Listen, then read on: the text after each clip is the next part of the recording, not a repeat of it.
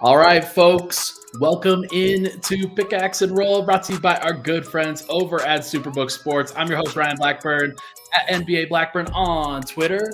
We are excited. We're here with Mile High Sports in conjunction with Swipa Cam, and I am excited on this episode, Swipa. I didn't get to catch the game last night, but I'm sure everybody else did. I'm sure everybody else was having a grand old time, and I know that Nuggets fans are vibing just like Cam is. It's good stuff, man. How are you on this fine Sunday afternoon? Well, got a chance to watch who I think the two best players in the NBA, the battle of the giants, the battle of the best, battle of the bigs. And we got a chance to see the Denver Nuggets, number one seed in the West. All the noise and all the clamoring about the Denver Nuggets dropping from the number one seed in the West to the number one seed in the West. And Giannis Antetokounmpo and the Milwaukee Bucks, who had won 24 of the last 27 games prior to coming into Denver last night. And we got a great, great game for Denver Nuggets fans and maybe a message for the NBA at large that you best not miss if you come for us. There was a lot of talk, man. There's a lot of talk over the course of this last week about, the Western Conference is mid. All the Eastern Conference teams are way better.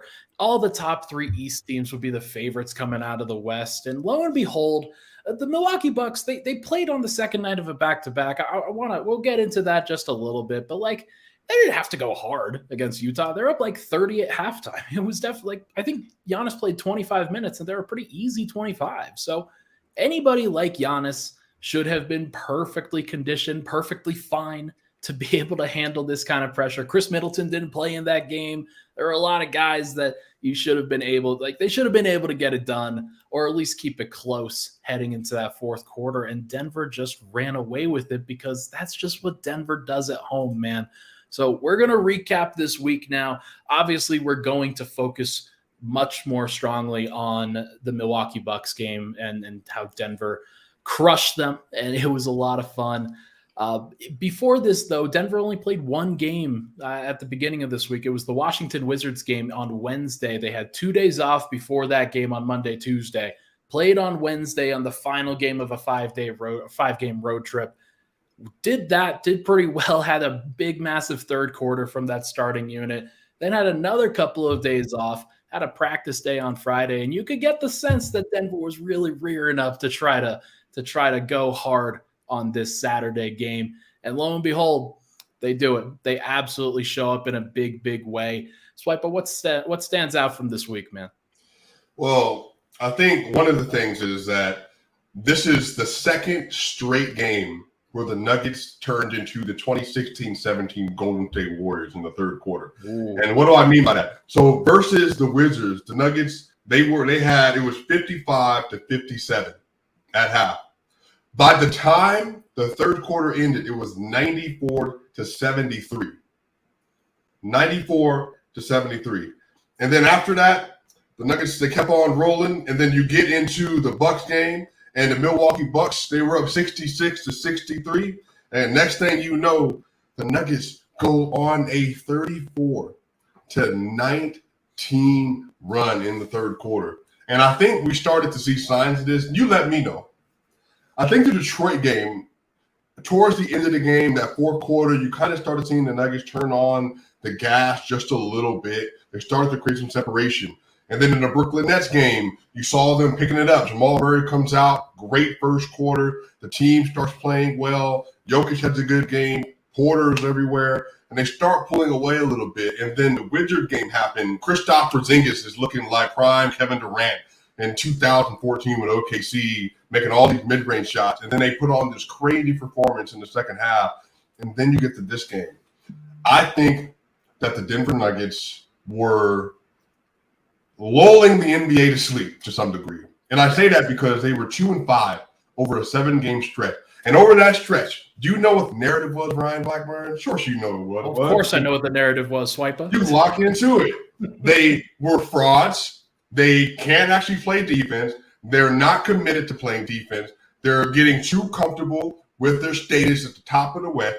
Jokic isn't that player because he's never played a lick of defense in the NBA. And all of a sudden, he's no longer favored for MVP because of a 7-game stretch. So then they come out and said, bet, we're going to win 3 straight games, and then we're going to absolutely demolish Giannis, Chris Middleton, and Drew Holiday and Brook Lopez in the number 1 defense in the NBA and give you 129 points? Come on, man. Come on, man. Come on, man. I mean, it is so funny to hear a lot of the noise, to hear a lot of the discussion where Denver had been riding high. They off of that Memphis win back in 3 weeks ago now or so. Yeah. Like they were cruising at that point. There were no issues. Everybody was like, okay, so I guess the Nuggets are just gonna be the far and away best team in the West. And then they going through a little bit of a lull. You definitely see a lot of the noise. And oh man, LeBron James coming back today on Sunday. LeBron James, there's just a lot of noise about, oh man, Lakers fans, they can't keep themselves quiet. They can't keep themselves from saying anything about like, oh, if you meet the 1-8 matchup and it's the Lakers and the Nuggets, oh, they're going to show up. Now LeBron's back and they lose by 20. Like, what are we doing? What are we doing, man? All of these other teams, they go through these ups and downs, and they are perpetual ups and downs. When the Nuggets go through an up and a down, they're going to get back up. They're going to get back up on that high horse because that's the kind of team that they are. That's the kind of team that they have been the entire season. And anytime that you ask them to show something at home, they show it. They've passed every test, every single one. They have not lost to a good team at home in a long time. Like it's just, they lost to Dallas at one point. They lost to Chicago at one point, who I guess we were talking about before this, is actually they're fine, they're good, they can show up, but like those weren't serious games. And anytime that Denver has gotten up for a serious game, they've delivered, and everybody has delivered that, especially Jokic, especially Jamal Murray too.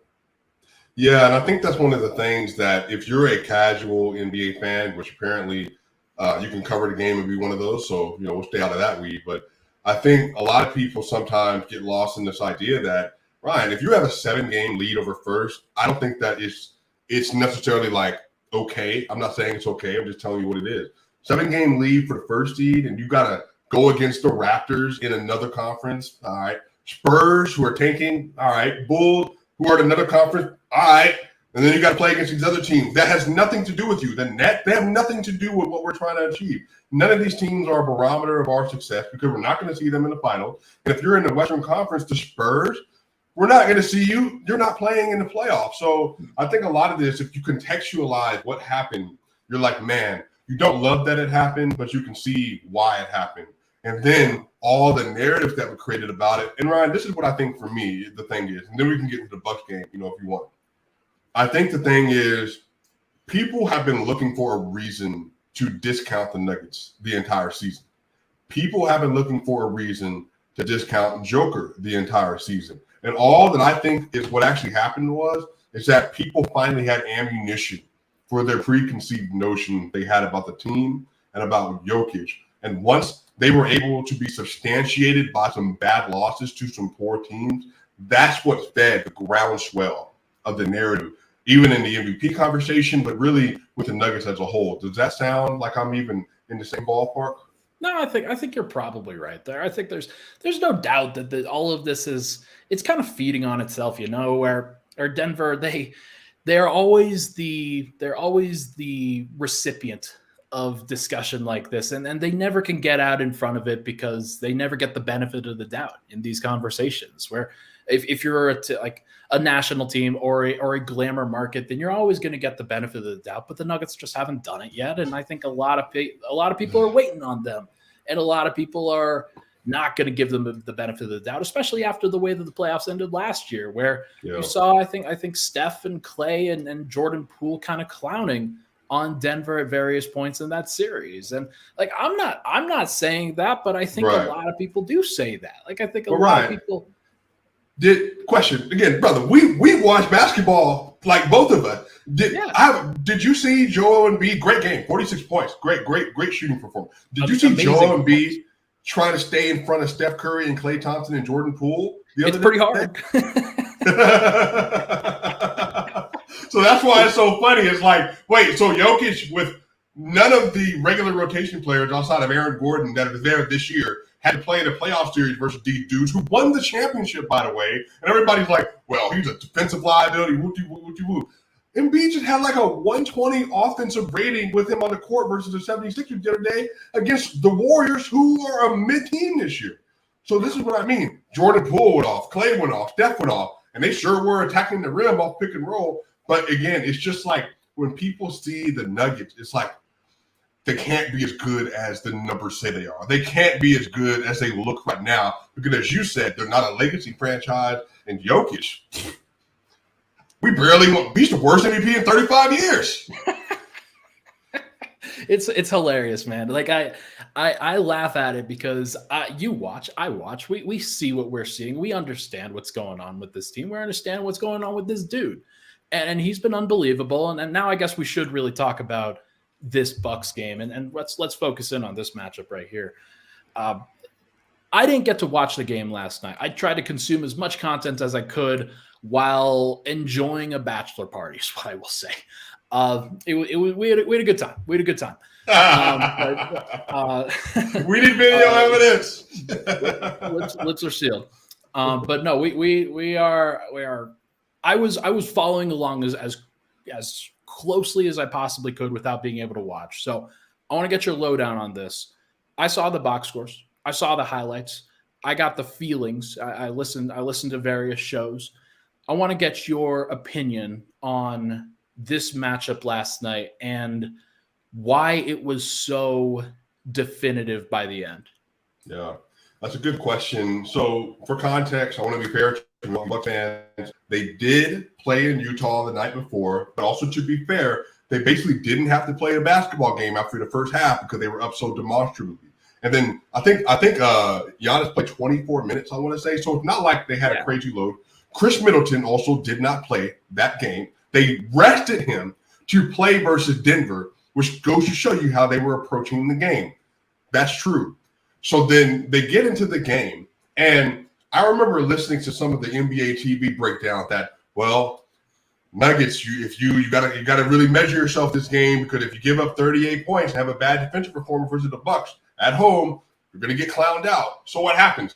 They scored 38 points in the first quarter, Ryan. But you know what happened? The Denver Nuggets scored 37 points in the first quarter. And you also know what happened? Jamal Murray was taking it to Drew Holiday, Javon Carter, Pat Connaughton, Grayson Allen, Brook Lopez and drop, Giannis and drop, Bobby Portis. All of them were getting that work. And Jamal Murray had 20 points. You also know what happened? They ran a stagger screen basically and set Jokic off that little baseline, that first opening possession they like to run. Jokic got it on that left wing, right over Brook, midi, and it was like, man, there's something in the air. I feel like this man's about to try to make a point today. And boy, did he ever. Jokic went at Brook Lopez on 3 consecutive possessions. Bucket, bucket, bucket. And I'm telling you, Brook Lopez, he was holding on for dear life. He was trying to wrap Jokic as he was going up. And again, it was good defense. But Jokic was hitting these crazy underneath little George Gervin, Iceman finger rolls off the backboard, hook shots. Jokic was a man on a mission. And really, you just saw that in the first half, granted, Giannis had 24 points. I think he had 5 dunks in the first half, and I think he basically had 9 or 10 of his shots were inside of the paint. So the first half defense wasn't great for everyone. But again, if you look on social media at the time, it's like, oh, the Bucks are getting to the rim at will. I'm like, wait a minute. The Bucks have the number 1 defense in the NBA with 2 DPOY candidates, and they got up 63 points in the first half. But again, it just goes to show you how the story is told, right? So what happens then? So Shane Young, who is a great content creator, he's a great writer. I love his stuff. You know, he mentioned something about the Denver Nuggets and them letting them get to the rim. And I said to him right then and there, watch the second half. Because the Nuggets, against teams they don't play against a lot, they'll make some of these little second half adjustments. Right. Well, let me tell you, they didn't just build a wall. These dudes put up a city versus Giannis. And they basically said, Giannis, you are not getting to the rim the rest of the game. And everybody else will have to beat up and contest the three-pointers the rest of the game. And exactly what happened? The Nuggets scored 34 points in the third quarter, and it held the Milwaukee Bucks to 19 points. And again, Zeke Naji, Jeff Green got in the game. Jokic was in there, and they were just literally putting their arms out wide, staying in front of Giannis, daring him to shoot three-point shot. And you know what's funny? If people don't watch Jokic and Giannis often, then you don't get to see what it looks like when they defend each other. Now, you saw during the World Cup qualifier last year, similar thing. Giannis got isolated on the Jokic, I think, on 3 separate possessions.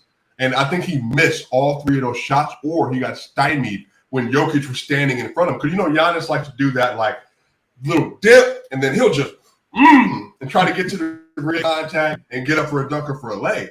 But because Jokic is bigger than him, literally, he ran into Jokic. It was like he got stopped so badly, it stopped him in his track. And he had to try to find a way to pivot and throw it out. And people are probably saying, like, Swipa, are you gassing it a little bit? No, because he shot 2 of 8 in the second half. 2 of 8.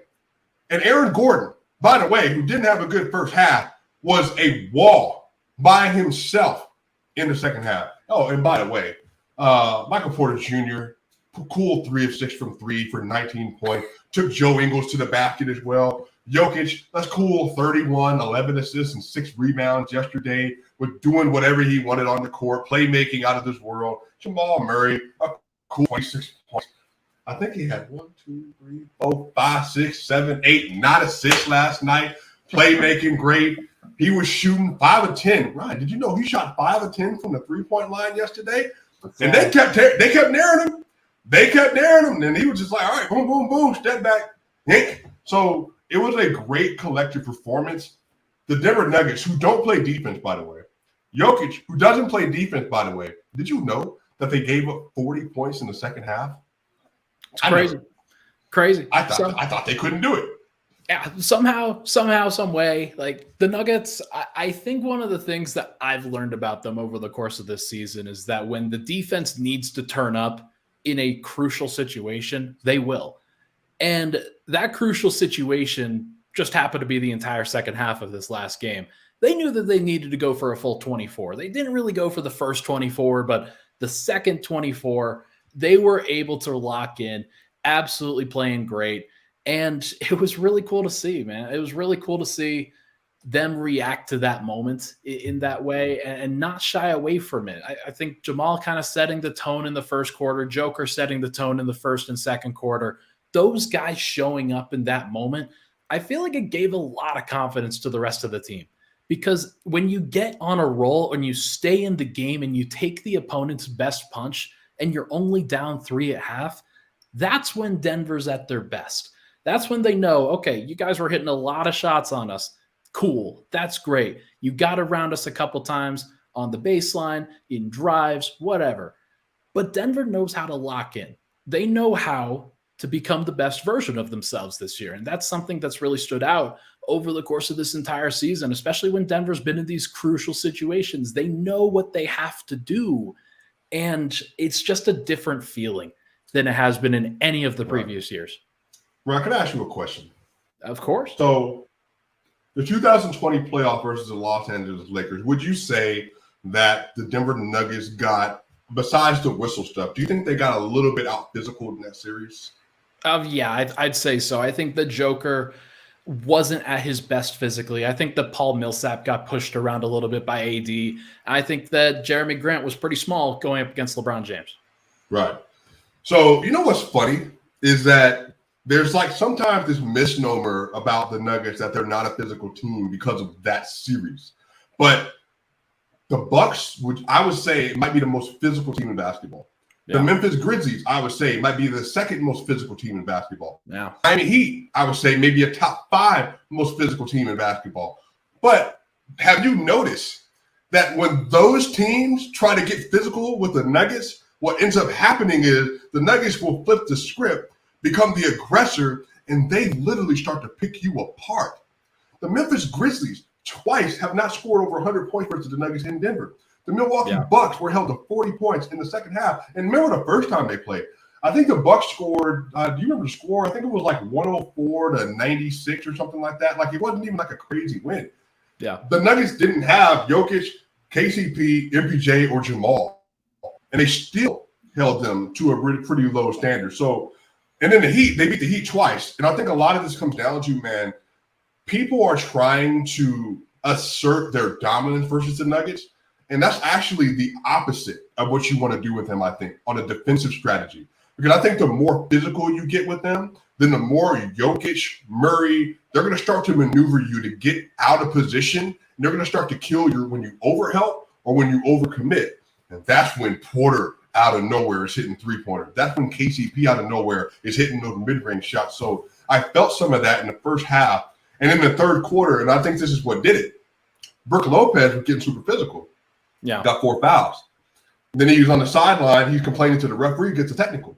Bobby Portis tried to get physical, and he hit Jokic in the face with his hand. And I think he was trying to get some momentum going, and so he wanted to get a rise out of Jokic because he started talking to him. And Jokic literally just walked away from him. And I think a lot of people, you don't realize how physically dominant this team is until you get into the arena with them. Yeah. It's one of those things where I love that they can win games in different ways. And one of the things that you forget is that they've had to play so much finesse ball over the course of these last couple of years, trying to keep up with teams like Utah, Portland, Phoenix, Golden State, all of these guards, all of these quick hitting actions, these perimeter based actions. Denver's had to play with speed, but it's not actually their strength. Their strength is that they've got the best front court in the NBA. Full stop. It's the best. You've got the MVP, you've got Michael Porter, you've got Aaron Gordon. And when those three guys are in sync the way that they were last game, like they're an unstoppable trio in my mind. And it's really cool to see them be able to attack that team in different ways. I think that front court in particular is the reason why Denver should be favored in a matchup against the Bucks, which is a crazy thing to say. That's an insane thing to say, but it's also the truth. By the way, to that point, Porter, your front court that you're referencing, Porter shot 7 of 12 yesterday, 3 of 6 from 3. Aaron Gordon yesterday shot 4 of 9 from the field yesterday. Jokic shot 10 of 20. So you had 50%, you had roughly about 63, 64% from Porter, and then you had from Aaron Gordon, you had almost 50% as well. And then again on, 4 of 9 from the field. So they were getting to their spots and they were hitting their shots. And so I think to this point, again, I just think that the playoff this year is going to be really telling. The Nuggets have to do it. But I think what people are going to find out is the reason they're so good in the clutch is because they are going to be more dominant than you are, more nights than not. And so what does dominance look like? Well, again, the reason they have the number one defense in the clutch is because you're not just going to get where you want to go.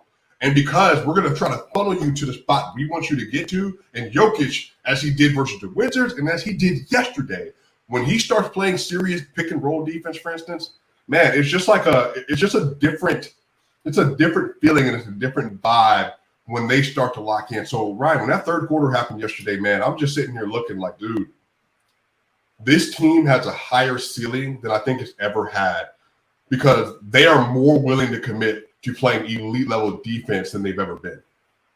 I love it. They've got the guys, they've got the talent, they've got the mentality. It's great. It's going to be a lot of fun. And it's funny, we're going to talk about their ceiling, but in kind of a different frame in the next segment where we talk about parity across the entire NBA. So it should be a lot of fun. Folks, we'll be right back on Pickaxe and Roll. But first, I want to tell you about our friends over at Superbook. You don't need to find a pot of gold to strike it rich this March as we're wrapping up March here relatively soon. Instead, win money on your tournament wagers with Superbook Sports. Superbook features the best team of odds makers in the business, so they're the safe bet when it comes to sports gambling. You have a direct line to their experienced staff behind the counter in Las Vegas. They also have one of the most extensive betting menus around, so no matter what you want to wager on come tournament time, Superbook is sure to have it. Download the Superbook Sports app and start winning today. Visit superbook.com for terms and conditions. Gambling problem, call 1-800-522-4700. We'll be right back on Weekends with Swipa.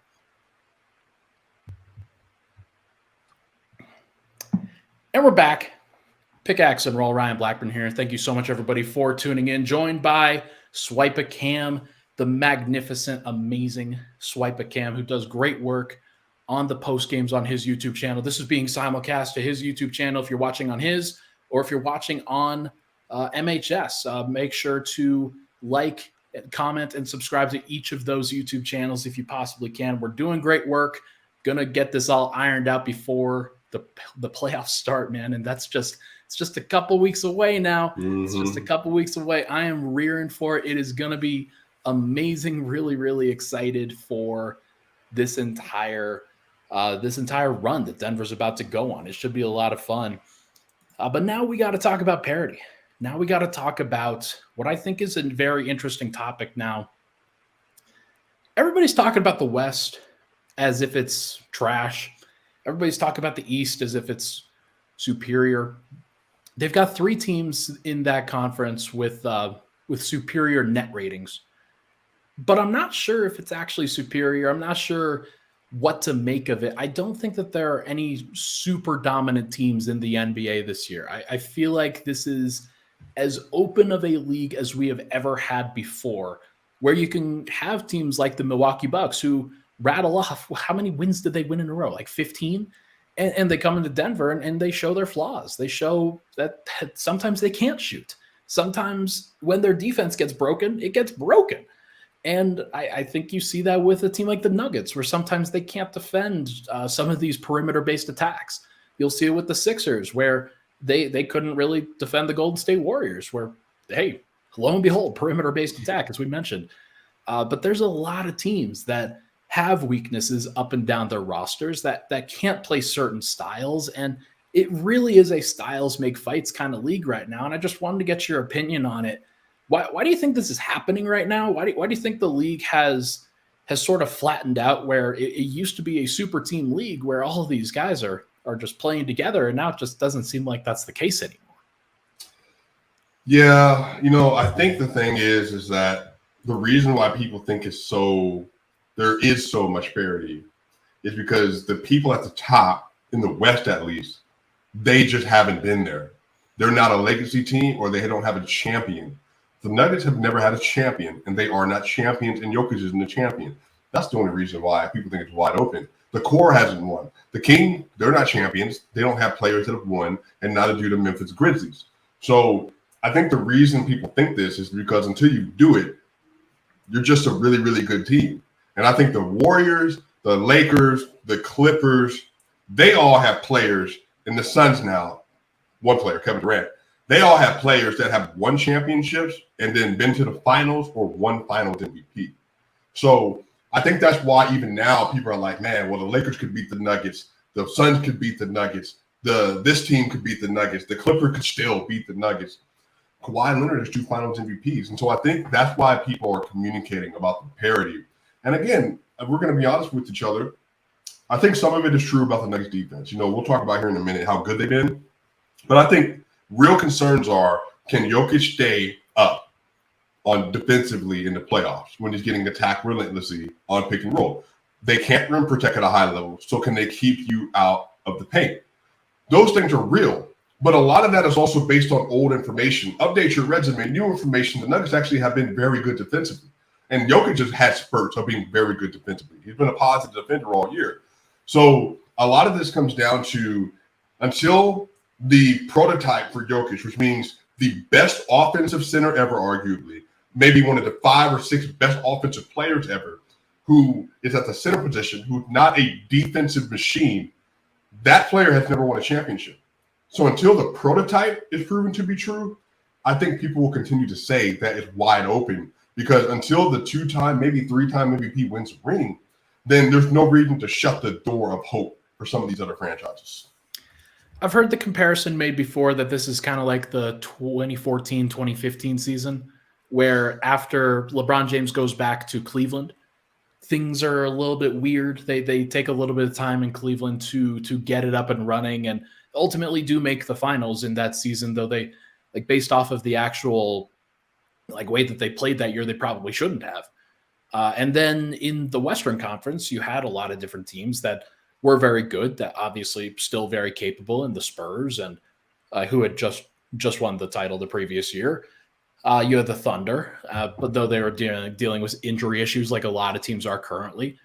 And then you had the Golden State Warriors, who not a lot of people really thought about that much. And they got a coach in Steve Kerr who really changed the game for them. They had some development from their team internally, and ultimately figured some things out about themselves and made a couple smart moves. And suddenly they were an elite team, and they like their point differential and their like actual win profile and things like that are way stronger than anything like what we see currently in the Western Conference and Eastern Conference right now. But to me, that still feels like a lot of people were hesitant to pick them, even when they had showed that they were that good, even when they showed that they were still very capable, because they just hadn't done it yet. And until you do it, until you figure out those ups and downs, which I think Denver has, if we're being honest, I think they've gone through the ups and downs of this, and they know what to do going forward in order to make themselves the best team that they can. I think that Denver is still the most likely team to come out of the Western Conference because they've gone through that profile, and they're also kind of flying under the radar still because of all this national discussion, and because even though like they haven't done it yet, technically, they're still the team that's clearly the best setup to do it, outside of maybe the Phoenix Suns. Right. Yeah, and so I think a lot of this comes down to the last 2 years plaguing the Nuggets, unfortunately, the sweep versus the Suns in the second round, and then the 5-game series versus the Warriors. And again, it's unfair because I think Jokic gets his examination because, he's up for winning 3 straight MVPs. And so when people are examining from a bird's eye view, but really, they're looking very closely at one series, they see that he's getting exposed in pick and roll versus the Warriors. And I've said this so many times, Brian, like bigs get exposed versus elite guards. But the difference is that Embiid, his counterpart in the East, they just don't have the guards to be able to go at him on a consistent basis. And also he's a better defender. We know that. Yeah. But I think a lot of this is until the Nuggets are able to go into a playoff series with all eyes on them, and they're playing against one of these teams, again, like the Suns, like sometimes the Lakers, but like one of these Clipper teams or the Warrior teams, if they go into a series and they, again, right, you tell me if I'm tripping because I'm not putting this out there, but there's parts of me, Ryan, that feel like the Nuggets are going to be even more dominant than I think the most hopeful people may realize. And I'm saying this to say that we're used to the Nuggets going 7 games with that core all the time. But Ryan, I think there's a possibility where they're playing at home and they're just so good and they're getting one of those road wins.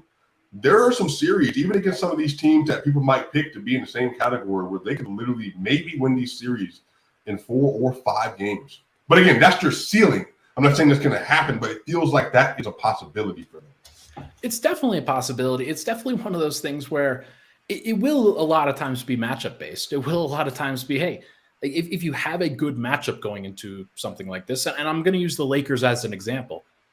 The Lakers and the Bucks are actually kind of similar in terms of how they are built. Not a ton of shooting, lots of like rangy athletic defenders. You've got a guy in LeBron James that likes to go get downhill a little bit, but a little bit more finesse than somebody like a Giannis. And Anthony Davis is kind of a blend between Giannis and Brook Lopez. I'd probably call him that.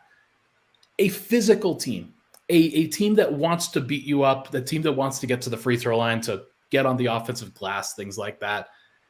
Denver, they weren't ready to deal with that physicality before back in the 2020 bubble. Now I think they clearly are. I think there's no doubt in my mind that they have the bodies, the physicality to be able to get through something like that. Now, whether they actually do or not, that remains to be seen. We're just going to have to play that by ear. But I think that's one where a lot of people would think, hey, 6 or 7 game series based off of the talent. It may not be. It may be the 4 or 5 game series like you're talking about. It could be, if it's the Oklahoma City Thunder, it may be a 4 or 5 game series because they just don't have anybody to stop Joker. And it could be that for a lot of different matchups that Denver faces in the first round. Now, second round, I got nothing for you, because I do think that if it is against the Suns or against maybe not the Clippers, but if it's against the Suns or the Warriors, I feel like that thing is going at least 6, just because they're going to get hot, and there are going to be times where Denver just doesn't have an answer from a defensive standpoint. But that's where we're talking about. Even if you have the best player in the series, this parity is still going to even things out by a long shot. Mm-hmm. Yeah, I'm just really curious. I think because part of me, like, if I'm evaluating the Nuggets, I'm just like, man, but actually, while you were talking, because you talked about that stretch the Bucks went on, I think they won 16 straight, because they won 24 the last 28. The Nuggets had that stretch during that Memphis series, that Memphis game and the Celtics series, they went 19-3. Yeah. And they were obliterating people. And it's because defensively, they were just like an immovable object. So is there a possibility in a 16-game playoff sample size that the Nuggets just basically become a buzzsaw, and they also have the best player, they also have the best two-man game, they also have the best shooting, and they also are the most physical team? Because that's who they are. That's their profile. Right. They're the Bucks with not as high of a defensive ceiling, but a way higher offensive ceiling. So what does that look like when you get in the playoff series? And are you able to utilize all of that for your advantage? And I'm not going to lie to you. I love the idea of having 4 defenders around Murray or Jokic with the second unit. I like the idea in a playoff setting because I think, as you saw yesterday, I saw you post that clip from, I think CT, can't remember his name, on CT. CT on Twitter. Great follow, by the way. He talked about the stagger strings that are all the way at the top of the key. I mean, there's going to be some stuff that Malone and them are going to throw at defenses that I think is going to really cause them some problems. So, we'll see how it goes. But I think it's definitely a lot of parity. But I think that the Nuggets, they should have the expectation of making it to the finals. Not to mention, I don't think that this is one of those discussions that doesn't really happen nationally. But everybody talks about Denver's bench being crap. Everybody talks about how Denver doesn't really have that many answers when Jokic goes off the floor. Well, the great thing about the playoffs is that's not going to happen as often. Right. He's just going to be out there, or they're going to stagger a little bit more. It's just not going to be as prevalent of an issue as I think a lot of people are thinking. And Denver will try to play 9. They'll try to play as many guys as they possibly can and keep everybody fresh for what's supposed to be about 2 months if they can go the distance. But I do think in general that the parity conversation it's good for the NBA because it gives a lot of fans hope. It gives a lot of fan bases and teams hope that they can get through it.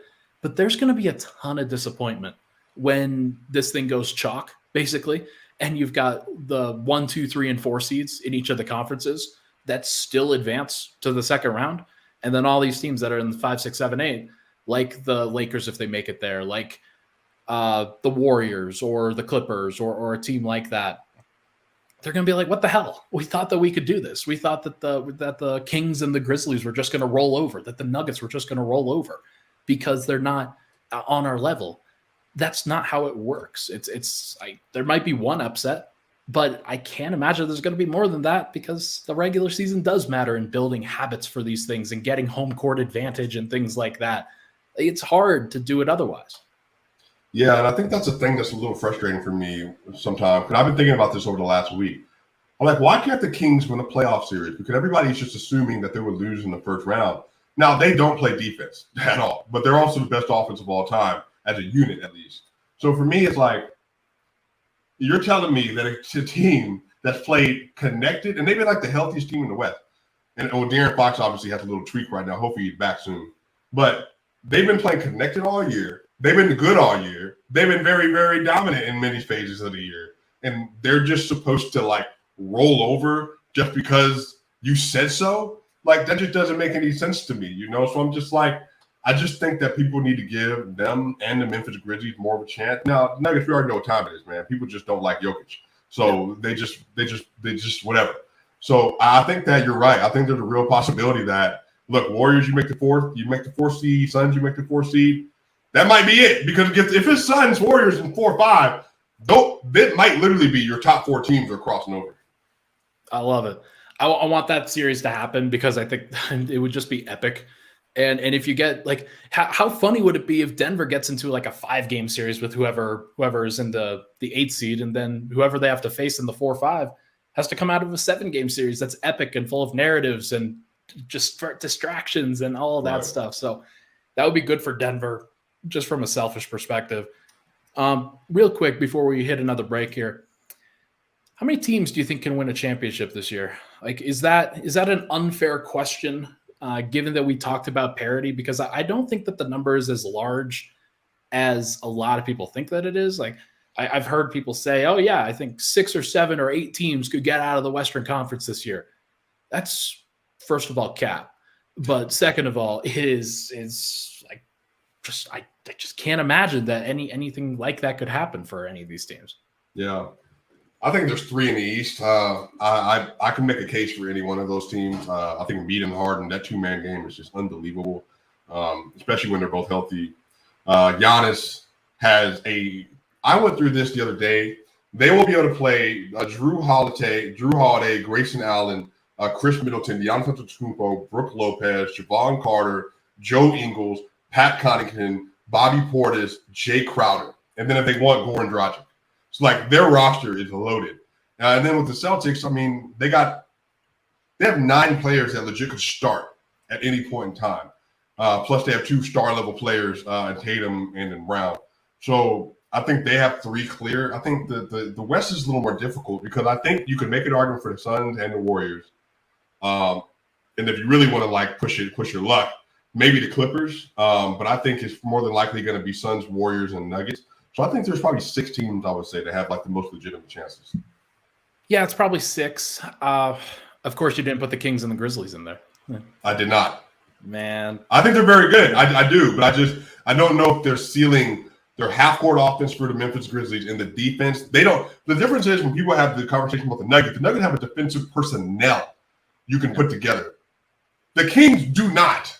Like, it's Sabonis, Barnes, Keegan Murray, and Herter and De'Aaron Fox. That's it. They're not defenders. They don't have anybody that you can look like Aaron Gordon or KCP or anything like that. I just don't think they have the defensive system. Yeah, I'm with you. I believe me. I'm just giving you shit. Yeah. Like, it's a tough one because I think everybody wants, like, you want to be able to extend that opportunity to everybody. Hey, you could win a championship this year. You could win a championship this year. Yeah. But you got to have at least a top 10 player. And I know the Nuggets and the Sixers and the Bucks and the Celtics. Well, I guess maybe the Celtics. And so, sorry, that'll make its way back to Boston. And then the Suns, of course, with Kevin Durant, they will definitely all have top 10 guys. Yeah. And the Warriors will have a top 10 guy as well. Beyond that, it's hard. It is just really, really difficult to find the consistency and the profile that you're looking for from a contender. But I think that those 6 teams are probably the ones. The Warriors, to me, are the one, like, can they win a road game? Like, just win a road game, a serious road game at one point against a team that isn't having a breakdown like the Dallas Mavericks are. Like, that game didn't count. That was dumb. There's nothing there that you can really take from that. Like, it should not be this difficult for the Golden State Warriors to get a win that actually matters on the road, and yet they haven't all year. Yeah, I think that's one of the things. Their best road win, I'm trying to even rack my brain. I couldn't even remember who it was. It may be Memphis. I don't know if they beat Memphis in Memphis, though. They just beat the Rockets, and like that was like a celebratory thing. I think they have 8 road wins this year, and they just haven't beaten anybody of significance like in a convincing way. And they're around. They're like 500 with Steph too. So like it's not like this is like a non-Steph thing, you know. So I just think, man, like I'm giving credence and I'm giving credit to their big 3 by saying they have a chance. But just based on paper, if you just took this last 8 years out of it, then well, no, we would all say no. I'm with you. All right. Well, tell you what, let's take another break. When we come back, we are going to get into this Nuggets versus Sixers matchup, as well as our takes from the future and everything that goes with it. But first, we've got a special message from Mile High Sports. Now that March Madness is finally here, the energy in the office has been absolutely electric. I mean, what could be better? You got brackets, you got bets, you got last-minute shots, Cinderella stories. March has everything. But for every big moment during March, there's always the opposite. And here at Mile High Sports, we're not exempt from feeling the pressure. Yeah, I got to do the show with Danny Williams today. Cody, the talent, always needs his day off every now and again, so I'm doing it with that, has-been wannabe. So it's been interesting, man. It's been interesting. All right, boys, it's almost time to put a bow on the show. 30 seconds. All right, Jabroni, you ready to finish this? Let's do it. Let's finish strong. I gotta go. I gotta finish this show. All right, I'll call you back. Bye. Oh, man, let's get this over with. I am ready to go home. Oh, man, hurry. We're running out of time. Timeout. We're out of timeouts, dude. We're out of timeouts. What do you mean? Oh, this is just like Chris Webber. I guess it's true. Nobody's safe in March. Not even the greats. That's a T. Technical foul. It's a basketball play. What are you talking about? You know what? Technical foul again, you're gone. See ya. Every team, every day. This is Mile High Sports. All right, we're back. Thank you so much, everybody, for tuning in. That was a special commercial that was produced by our good fellas at Mile High Sports. Michael Ferrero, our producer, who is currently producing this particular show, the star of that particular one. Actually, well, Anil had some big moments there, but had to show that one off. That was pretty fun. All right, Swipa, let us now get back to this. Let's preview this Nuggets versus Sixers game on Monday. I am very curious to see what happens in this one. The Sixers are not playing their best basketball right now. That is pretty funny when it comes to MVP narratives. We won't get into all those yet. I'm sure there will be plenty of time to have that particular discussion if the game goes positively for Denver. But I wanted to get into this game because, look, Denver, they passed their test against the Milwaukee Bucks, but it doesn't mean a ton unless they can then deliver this other win in a tough situation like this one, where you've got a team that's rolling or not rolling because they haven't been playing their best basketball. But if James Harden does play, if Joel Embiid does play, and if the Sixers take it seriously, which I think they probably will, but I mean, they may still, like, it would be hilarious if Joel Embiid rests, that's for sure. But Right. If they do play and you get a solid matchup between two juggernauts in these two conferences, then I think this is going to have another effect as this Bucks game did, and in basically shaping a lot of narratives on players, teams, coaches, conferences, a lot of different things. Like I think that this should be a pretty fun one for sure. Yeah, it's going to be great. You know, I hope Harden plays. That way we can make sure there's no Harden didn't play little narrative thing out there. Their offense has been bad without Harden. I don't know if you know this, but they are 1-3 in their last 4 games, and they've lost 2 straight. So if the 76ers lose again, but here's the thing. They don't necessarily need to make the 2nd seed. And they're also ahead in the, I think, 2.5 game lead on the 4th seed. They really don't have a lot of incentive to win this game other than one in this one personal battle. But outside of that, there's a real opportunity for the Denver Nuggets to add to that losing streak, to give them their 3rd straight loss and their 4th loss in their last 5 games. And if that happens, we will then be back at the same situation the Denver Nuggets were in 2 weeks ago, except the Sixers will have lost to the Bulls playoff team, the Warriors playoff team, the Suns playoff team, the Nuggets playoff teams, all the last 5 games. So, man, Denver, they are 1 game up right now on the Philadelphia 76ers. If they win this next game, they'll be 2 games up.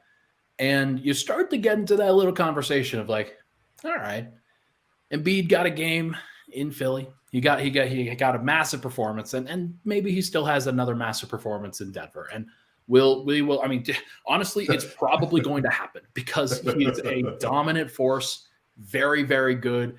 I had a column on Friday about the MVP race and everything that's kind of going into it right now with the big men conversation and things like that, which I implore everybody to read if you haven't. But that's on milehighsports.com, by the way. But I do think that Denver, they have an opportunity here to do what the Sixers did to them back on January 28th, where they surprised them. They play a little bit of possum. They play possum for a little bit in the first half. Maybe they play their vanilla coverage. Maybe it works. Maybe it doesn't.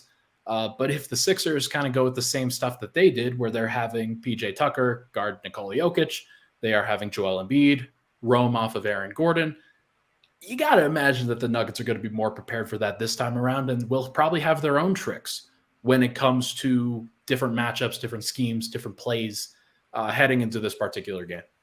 Yeah. This is a little bit of a danger zone game, I think, for the Sixers. And the reason why is because I actually do think the Nuggets are a little I think they're a little bothered by the things that have happened recently. And I think they're paying attention to a lot of noise. Even Coach Michael Malone's comments about the MVP conversation and the toxicity and stuff. Everybody knows what's happening. All of these players, but Jokic, are on social media. They all know what's happening. They all know the odds. And honestly, Jokic may not care as much as some other players do, but I'm sure he cares. And I'm sure that there are Nuggets players that care an awful lot. So if you're telling me you have a chance to put down the number 1 seed in the East and the number 3 seed in the East all at home, and you beat the Celtics by double, by the way, you could get the Thanos collection here, Ryan. They beat the Celtics by, I think, 11, I think, or 12. I think it was 123 to 111. They beat the Bucks by 23 at home. And now you have a chance to get a double-digit lead, another double-digit win with a top 3 seed in the East. So think about then if you play them in the finals and they know they came to your house, took a double-digit loss. I think that all that stuff is in there, man. So I think that the Nuggets are going to take this game serious because they should have won that last game. They were up 15 with 2 minutes left, and they played maybe the worst 2-minute stretch in the NBA this year. They gave up a 12-0 run to close the third quarter. So I think they're going to come out with probably very aggressive to start this game.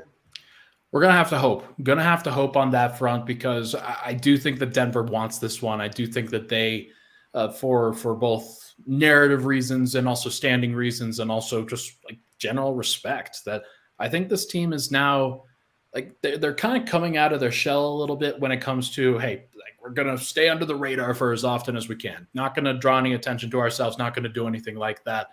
This last losing streak, I think, really hit a little bit where they're like, okay, now we got to get out of this. We have to dig ourselves out. We got to show both ourselves and to the rest of the world that we are capable of getting this done. And I think that they've done that over the course of these last few games. I think that they've really broken out of what they needed to, had some dominant performances in there. And you add this one to the list if it were to happen, and suddenly you've beaten pretty much every top 5 team in the league. And you feel pretty good about it going into basically any series where they've beaten the Celtics, they've beaten the Bucks, they've beaten the Sixers, they've beaten the Suns, they've beaten the Grizzlies, they've beaten the Kings. Like they've won games against all those teams if they're able to get this one out. So you have to defend home court. You have to run. You have to do everything you need to do in order to get this dub. But I do think that the Nuggets will bring the energy in this one. And I think that they'll bring a similar intensity to what they had this last game. To your point, with Jokic in the lineup, they are 1-0 versus the Bucks with Jokic in the lineup. They're 0-1 versus the 76ers, but they're 1-0. They're 1-1 versus the Celtics with Jokic in the lineup. They're 2-0 versus the Cleveland Cavaliers with Jokic in the lineup. And then in Memphis, they're 2-1 versus Memphis with Jokic in the lineup. They're 1-1 versus the Kings with Jokic in the lineup. And then 4 would be the Suns. I think they're 2-0 versus the Suns, if I remember. I think that's 9-4, if I'm counting right. So they're with the 2-0 with the Suns? Yeah. And then they're 2-0 versus the Warriors as well. 11-4. It's pretty good. That's a pretty good record against really good teams. You know, I was talking about this on radio with Sandy Clough and Sean Drotar here locally on MHS Radio. And they were saying, hey, they don't, like, I think Sandy pointed out that they have a really strong record against the top teams of the West. And I'm like, that's because they kind of mess around and they don't necessarily take it as seriously against the middle to bottom teams in the West, like that middle tier where they know that they don't have to prove anything against that group. And I think that they've risen to the occasion against the teams that they feel they need to prove something against. And for these other teams, they don't need to give them the time of day. And that's fine. That's how a champion should really carry themselves, is you don't look down at the plebs at your feet. Like that's like the Nuggets are not going to deal with the plebs at their feet. Yeah, and I think one of the funny things is not to harp on the Lakers too much, but Lakers fans always say, well, you know, they're 2-2 and they're 2-1 with LeBron in the lineup versus the Nuggets and all this other stuff. I'm like, y'all, that was like December. Like that was like before even the Memphis game. They were a completely different team. Now, again, they made additions. I don't want to downplay that. But if the Nuggets have been working with the same roster and they've just gotten better as the season's gone on, and they've gotten healthier as the season's gone on, yeah, man, I just think the Nuggets, by the time they get to the playoffs, man, if everything is kind of falling in line, and again, they have the 76ers, I think they'd have the Warriors next, and then the Suns. And then after that, I think they have another good team that they're playing right after that. And then they got the Kings. And so, I mean, there really is some momentum they could build going to the playoffs. There's no doubt. And one of the things that I think we should probably look to, just actually before we get to that, Nuggets versus Sixers tomorrow. Do you have any takes? Do you have any predictions for that one? I know that we did takes from the future. We'll get to that in just a little bit here, but yeah, I think the world needs a prediction from you, Swipa, on this game. Right. Yeah, I think that the level of aggression you saw from Jokic versus Giannis, I think you're going to see that again. I don't know what it is, but that's switched. But I do think something has switched, at least in the meantime, for Jokic. He's averaging almost 30 points a game, 12 rebounds, and 9 assists, I think, in his last 8 games. And he's shooting bonkers as well. So I think Jokic is going to take anywhere from 4 to 5 threes tomorrow as well. That'd be fantastic. That would be wonderful. He needs to, like, that's when he shows that he's really locked in, is when he's rebounding at a high clip and when he's taking threes with confidence, just knowing that he has to deliver on those. So I think he's going to do it. I mentioned in I'll bring it up in takes from the future, but that's going to be a fun one. This is going to be a fun game. This is going to be a really fun environment, and hopefully we can talk about MVP narrative shifting in the next episode that we're doing next weekend. It should be good. Real quick before we get to takes from the future, rest of the week is it's not simple for Denver. They did get through this last game, but over the course of these next couple games, they've got on Thursday, after this Monday game against the Sixers, they've got a Thursday game against the Pelicans. Then they travel to Phoenix on a back-to-back for Friday. And then Sunday, they'll be playing the Warriors, I think on NBA TV again that evening. So we'll have to adjust our schedule a little bit to make that work. But it should be a lot of fun. It should be very interesting to see how Denver kind of matches up with a whole bunch of teams that want to get into the playoffs. The Pelicans might be struggling right now, but they want to get there. They are still doing their best to be able to get there. And they've given Denver some matchup issues in the past. So any of those games stand out as ones that you're really paying attention to outside of the field? Yeah, I knew they had 5 straight national TV games, but I did not realize that the Pelicans and Suns are back-to-back. Yeah. So that's really interesting. That's a 10 p.m. back-to-back and a 10:30 p.m. back-to-back. It looks like Eastern time. Ugly. It's a gross one. That's crazy. So they're going to play at 10 in Denver, and they play in Phoenix. So that's going to be a 9:30 back-to-back, I think. So, yeah, that's going to be interesting. I'll be really curious to see if everybody I think everybody will play. I'll be curious, how they play that back-to-back. I don't know. I think it's going to be interesting to see whether they actually play all of their guys in that one, because as we're going to talk about this, non-Nuggets game of the week is T-Wolves at Suns, Wednesday, March 29th. It's the game that the Suns play right before they play Denver. And the reason why I picked that game is because Kevin Durant's going to come back for this one. So it's going to be interesting to see what they look like and how they are trying to play together, develop that chemistry. And I think if you're Denver, you've got a second night of a back-to-back against Phoenix. Why are you playing Murray? Why are you playing Jokic in that game? Like, if you win this game against the Sixers, if you win the game against the Pelicans, your magic number is going down for the 1 seed. Like, you're still going to clinch. It's not going to be an issue if you rest this game.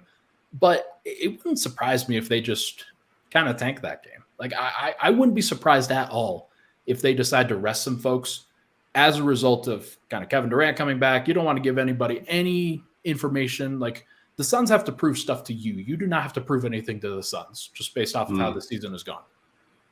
Yeah, I think if they win the next couple of games, I think they will be likely to. They could do that, but if they don't or if they split, I'm a little iffy how comfortable they'll feel. They got a 3.5 game lead for first right now, so maybe if it shrinks down to 3 or 2.5, but if they win and stacks up to 4.5, then yeah, I could for sure see that. So magic number is 5 with 8 games left to go. that means that basically if the Grizzlies, who are currently the team that's pushing that magic number, if they lose 2 games out of their remaining, I think they've got 8 or 9, then Denver just has to win 3 more games to clinch the 1 seed. They could do that this week. They could accomplish that all in this week, where you play the Sixers, you play the Pelicans, you play the Suns. And you're probably throwing that game if I'm not mistaken, but then you're playing the Warriors on that Sunday game. And that's one where I think you probably still have to prove some things there, but I don't know. Like they're probably not going to go all out for that one either. Like you don't want to give them any extra reps of. I mean, actually, that's not true. Like I honestly think that those 2 teams are very intimately familiar with each other at this point. Like you know what you're going to get in that matchup now. Yeah, facts. Yeah, you know exactly what you're going to get. So yeah, I'm really curious to see how they handle this week. But Ryan, my question for you, based on all this stuff, I brought it up on Twitter. I talked to you about it before the show. The last 48 games, Ryan, the Denver Nuggets have the 5th ranked offense in the NBA and have the 6th ranked defense in the NBA. 48 games. Do you think that is a sustainable number for the Nuggets going forward? 48 of 66 games, I believe. It's a crazy number. It really is. Like that's an underappreciated number for Denver, where you've gone through the ups and downs. You've had times where you've totally stepped off the gas. Even this last 3-week stretch where you lose 4 in a row, don't necessarily play any defense in half of those games, and you're still 6th. You're still finding ways, and there are still games where you can lock in against these top teams and shut down a team like the Bucks in the second half, the Grizzlies in the second half. Really lock in on your home court, and I think that that's probably where I draw the line. Is like Denver's defense at home is going to be great. I think that when they need to lock in at home, they can do that. The real question is whether they can do it on the road, which I think the home road splits are pretty telling for Denver so far this year. And they still have some stuff to figure out. And they can defend on the road, but I think Jamal said it at one point that it's just harder to do it when you don't have the crowd behind you kind of motivating you and kicking you in gear a little bit. So, and also some of the communication stuff is a little bit different. So I wouldn't be surprised if Denver, like in their home games in the playoffs where they can really lock in, but their offense is probably going to have to carry them on the road. That would be my guess. What's their best road win, road defensive performance of the year so far? Because I can only think about maybe the Heat, maybe Cleveland. Cleveland was one. The Clippers game without Jokic, where they really locked in on that one, and like Zeke Naji really stepped up in that game. Yeah, he got dunked on twice. I remember that. Yeah, like that was a good one, but it was without Jokic, so like it's kind of hard to take that one as super seriously. But other than that, it really has been the offense that has carried the day on the road, and I can't really think of that many crazy defensive performances. Right. Okay. Yeah. So I think that's a really salient point, and I can understand that, and I think that's actually really good that maybe if your offense is going to get the level where you think it should be in the playoff, then that's still going to be very hard to beat for the other team at home. Yeah. So we'll see. We will see whether they can kind of lock in on the road at various points, but they've got opportunities, and then they had some over the course of this road trip. It didn't necessarily go great from a defensive perspective, but they had times where, against Washington, they really locked in, but it's without Bradley Beal and Kyle Kuzma. Like I can't, it's hard for me to really take that one that seriously. Right. So we'll see. We will have to see, but let's now go to takes from the future. Do you remember what your take from the future was last week? Other than what's yours? Well, mine was Jokic, and it kind of included the Philly game as well. So we're still TBD on this one, but I said that Jokic would go for like 60, 35, and 20 over the course of those two games, and he has 30 and 11 on the assists now, points and assists, but he only has 6 rebounds. So I'm looking for that 29 spot on the rebounds to be right. Could you imagine 29, and 9? I mean, if anybody could do it, man. Like if that were to happen, but also like that means Embiid would have to be playing on PJ Tucker, like just rebounding, and they're clanking shots. I think, which I don't have a problem with either. I think that would be a smart thing. They would have to be clanking for sure. I definitely could see something like that happening, but we'll see. My future prediction is I think this week, I think they're going to go. I think they're kind of gearing up. I think they're going to go 3-1 this week. Okay. And like there's a lot of opportunities to lose games this week. Like this Philly game is going to be tough. The Pelicans game is going to be a struggle, and it's going to be the easiest game of the week, but it's going to be a struggle.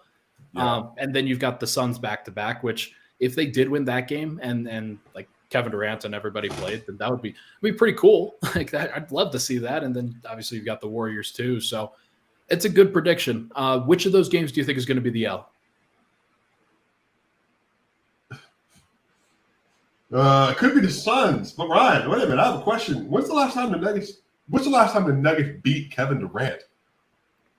Because they lost. Remember, they were up 20 2020, 2021. They were up 20 twice and lost both of those games. Oh yeah, the Brooklyn game was pretty ugly. Did they have Aaron in any of those games? Did Aaron play them last year? Did they play the Nets with them on the court last year? I don't think so. I don't think that they faced them. I'm genuinely like trying to think in my head because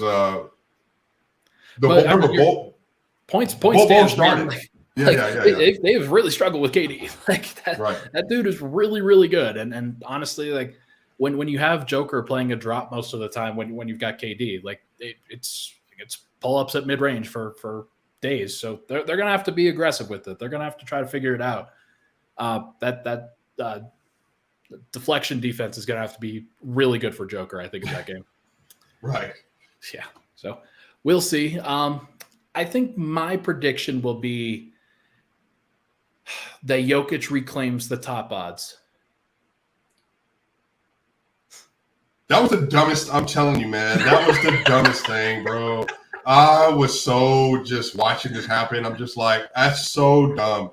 Like, Jokic had a 35, 20, and 11 game in that period. He had a 37, 11, and 11 game. He loses 4 straight games in the odds shift for betting. Yet MVP tracker, the EPM, all of it is still like, it's Jokic clearly. And then the narrative's like, oh, this and that. But again, I'm telling you, Ryan, if Embiid loses tomorrow, that's going to be 4 losses in the last 5 games and 3 straight losses, and then getting beat in Denver. Yeah, oh, man, like it's over. Like it's over if that. It has to be over if that happens. Well, at that point, like one of the games that I could have picked for this particular exercise for the non-MVP or for the non-Nuggets game was that Sixers-Bucks matchup that's going to happen. Ooh, that's going to be crazy. They play the Celtics too. Yes, there's going to be a lot, but that's on Sunday night. It's on Sunday night, April 2nd. Same time, basically, that the Nuggets are on against the Warriors. So I know Nuggets fans are probably going to be more paying attention to that one. But look, if Giannis and the Bucks go off in that game and they defend home court really well, and Embiid doesn't necessarily have the best game, then I mean, my God, it's going to be the narratives are going to be crazy. Yeah, I mean, the 76ers, to their credit, they have a really difficult schedule. And again, I think to be fair to Sixers fans, what frustrates them, this happened last year in March. Remember, they lost to the Nuggets. Jokic had 22-9 in Philly. Embiid had 34-9. They lost. And then Embiid lost to Giannis, and Giannis blocked him at the rim. 2 games. Now, Jokic was already leading, but that basically slammed the door after that happened because those were late March games. So if you get another late March loss to Jokic and another one to Giannis, yeah, bro, I don't know what to tell you. Those guys, oh man.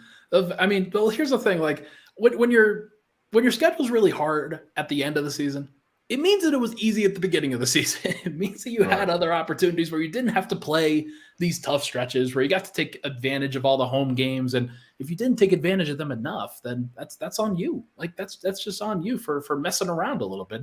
And Denver's messed around too, but they're still up on the Sixers right now. That'll change if the Sixers win. They'll be tied, and actually Sixers will have a tiebreaker over them because they swept them. So it will be interesting. But I do think that, man, this is going to be a good week. I feel good about this week, man. I think that this is going to be a crazy fun week for Nuggets fans as Nikola Jokić, Jamal Murray, Michael Porter Jr., Aaron Gordon, everybody on the team, as they start to really lock in on the playoffs, as they start to really prepare themselves for what's to come.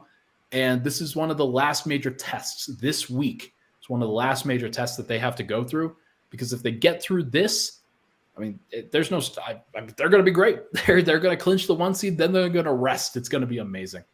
Yeah, I think that would do a lot for their team confidence if they're able to rattle off wins this week versus all these really good teams.